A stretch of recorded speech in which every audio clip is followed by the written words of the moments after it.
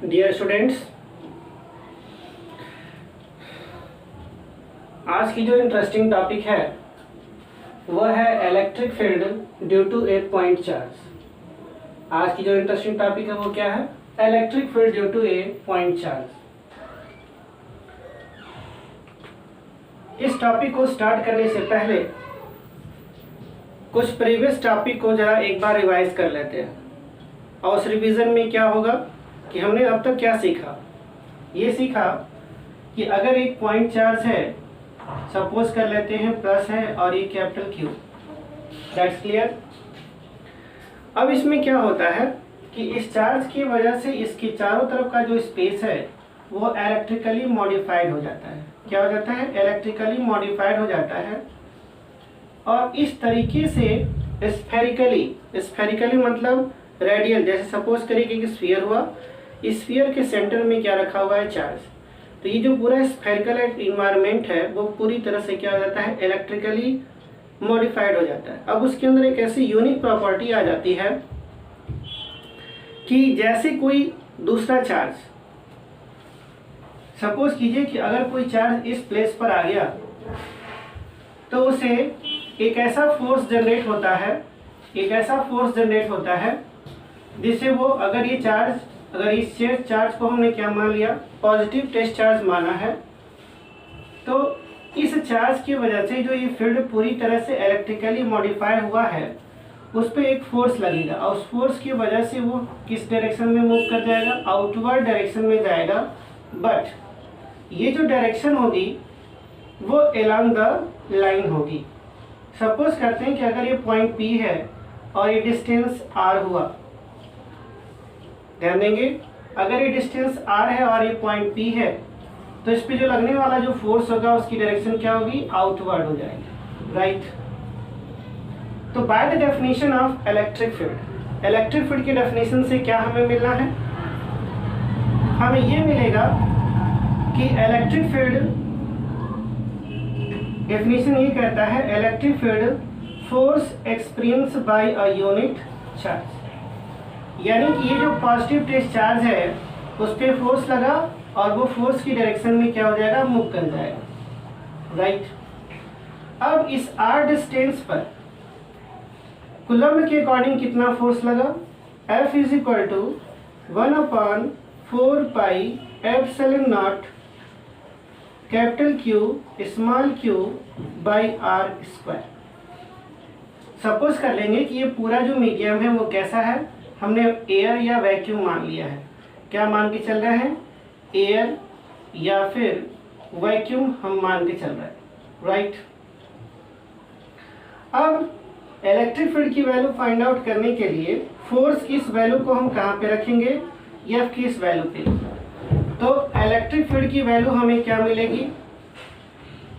Electric field की value क्या मिल जाएगी? फोर्स की वैल्यू रखते हैं तो हम यहाँ पे लिख सकते हैं F/Q0। और ये वैल्यू जब हम यहाँ प्लेस करेंगे ये हो जाएगा 1/4 pi epsilon naught capital Q by R square, right. तो हमें ये रिजल्ट मिला कि E इज इक्वल टू हो जाता है 1/4 pi epsilon naught capital Q by R square, right है। यानी कि ये जो इलेक्ट्रिक फील्ड की जो वैल्यू आई है इसका मतलब क्या हुआ?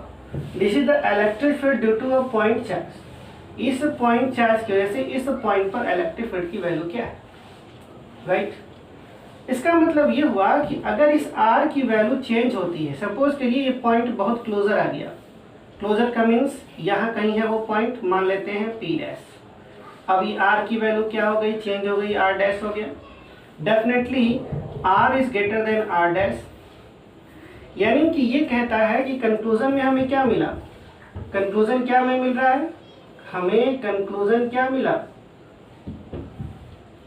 कि इलेक्ट्रिक फील्ड डिपेंड करता है 1/r²।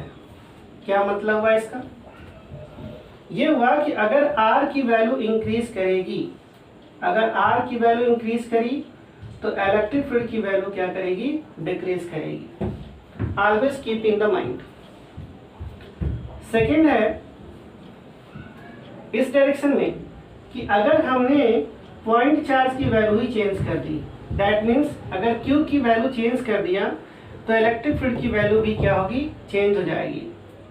नंबर थर्ड, ये डिपेंड करता है मीडियम की परमिटिविटी। दैट मीन्स ये जो मीडियम है उस पर भी डिपेंड करता है। अगर ये मीडियम चेंज होगा दैट मीन्स हम यहाँ पे कह सकते हैं, हम इसे ऐसे भी लिख सकते हैं 1/सिंपल एप्सिलॉन। राइट है। तो इसके अकॉर्डिंग ये हुआ कि अगर Q की वैल्यू इंक्रीज करी तो इलेक्ट्रिक फील्ड की वैल्यू भी इंक्रीज करेगा। यहाँ पे अगर epsilon not that means medium के डिपेंडेंट की बात करते हैं, वो अगर इंक्रीज करता है तो इलेक्ट्रिक फील्ड डिक्रीज करेगी। राइट है। एक ग्राफिकल कंक्लूजन पे भी सोचते हैं।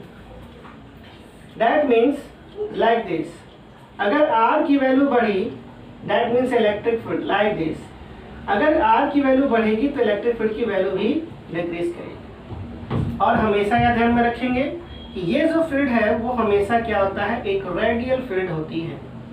कैसी फील्ड होती है, radial field, each and every direction. और ऐसा कोई स्पेस नहीं होगा जहाँ पे इलेक्ट्रिक फील्ड की वैल्यू ना होगी, बट ये होगी वेरिएबल होगा।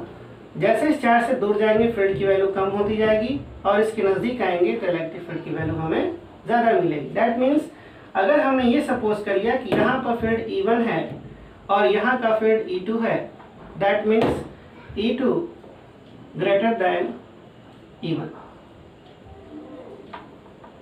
ओके, इन मैग्नीट्यूड हम सपोज करेंगे कि वैल्यू क्या हो गई, ज़्यादा होगी। सो डियर स्टूडेंट्स, उम्मीद करते हैं कि ये चैप्टर आपको समझ में आया, ये टॉपिक समझ में आई होगी, electric field due to a point charge. Simple सी बात है कि अगर किसी भी फिजिकल फिनोमेना को समझना है तो उसे इंटरेक्ट होना पड़ता है, और इंटरेक्ट होने की यही तरीका होता है कि उसके पास किसी दूसरे चार्ज को लाया जाए।